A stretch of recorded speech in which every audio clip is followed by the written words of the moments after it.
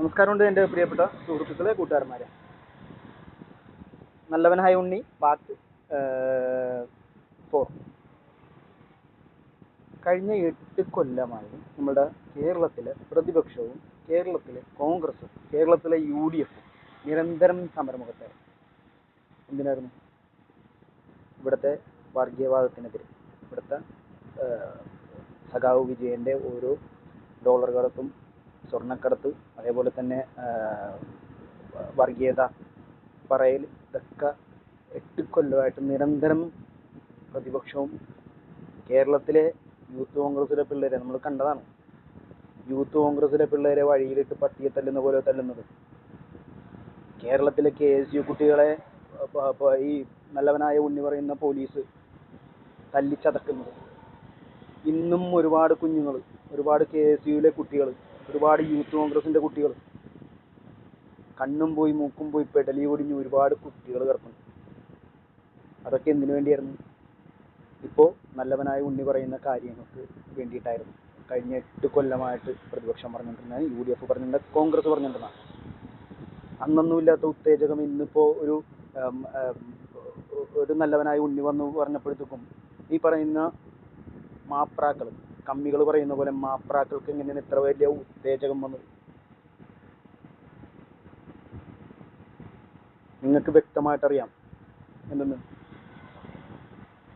കൂടെ കിടന്നവനെ രാപ്പനി ഉണ്ടാവുള്ളൂ. കാരണവന്മാർ പറയും രാപ്പനി അറിയുള്ളൂ എന്നോ, അങ്ങനെ എന്തൊരു ചൊല്ലുണ്ട്. ഇപ്പം ചൊല്ലിനൊന്നും പഞ്ഞമില്ലല്ലോ. മുറ്റത്തെ ചെപ്പിനടപ്പില്ല. പിന്നെ അങ്ങനെ ഒരുപാട് മടിയിൽ കനമുള്ളവന് അത് മറ്റേ ഉണ്ടാവുള്ളൂ. കഴിഞ്ഞ 8 കൊല്ലമായിട്ട് പറഞ്ഞുകൊണ്ടിരുന്ന കാര്യം കഴിഞ്ഞ 10 ദിവസം കൊണ്ട് ഒരു കൂടെ കിടന്നവൻ രാപ്പനി അറിയാവുന്ന ഒരാൾ പറഞ്ഞപ്പോഴത്തേക്കാണ് മാപ്രാക്കൾക്ക് ഇപ്പോൾ മനസ്സിലായത്.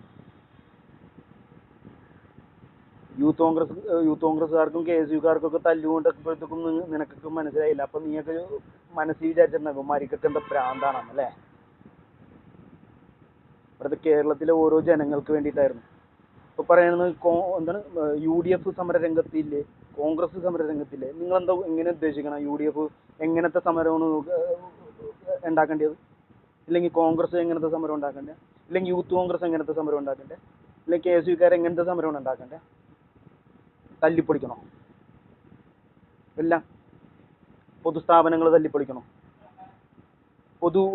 വണ്ടി KSRTC ബസ് തല്ലിപ്പൊളിക്കണോ? പോലീസ് ജീപ്പ് തല്ലിപ്പൊളിക്കണോ? എന്താ ചെയ്യേണ്ടത്? ഇല്ലെങ്കിൽ രാപ്പകൽ സമരം നടത്തിയത് കണ്ടായിരുന്നു. എങ്ങുമില്ലാത്ത ഒരു കേസിൻ്റെ പേരിൽ, സോളാർ കേസിൻ്റെ പേരിൽ പോയിട്ട് തിരുവനന്തപുരത്ത് അപ്പിയിട്ട് നശിപ്പിച്ചത്. അതേപോലെ ആയിരിക്കണം ഇവിടെ പ്രതിപക്ഷ പാർട്ടികൾ. കേരളത്തിലെ പ്രതിപക്ഷ പാർട്ടികൾ, ഇപ്പോൾ പ്രതിപക്ഷ നേതാവാണെങ്കിലും, ഇപ്പോൾ ബഹുമാനപ്പെട്ട KPCCയുടെ പ്രസിഡന്റ് K സുധാകരനാണെങ്കിലും, പ്രതിപക്ഷ നേതാവ് VD സതീശനാണെങ്കിലും, KSU ആണെങ്കിലും, യൂത്ത് കോൺഗ്രസ് ആണെങ്കിലും, അവർ നിരന്തരം സമരത്തിന് വേണ്ടി ഇറങ്ങുന്നുണ്ട്, ചെയ്തിട്ടുണ്ട്.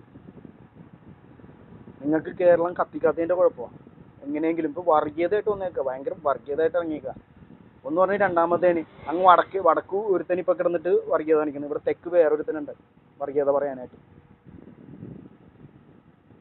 വർഗീയത പിടിച്ചിട്ട് നശിപ്പിക്കും, അല്ലാണ്ട് ജനങ്ങൾക്കുള്ള ബുദ്ധിമുട്ട് മനസ്സിലാക്കരുത്. കള്ളക്കടത്തിനെ കുറിച്ച് സംസാരിക്കരുത്, ഡോളർ കടത്തിനെ കുറിച്ച് സംസാരിക്കരുത്.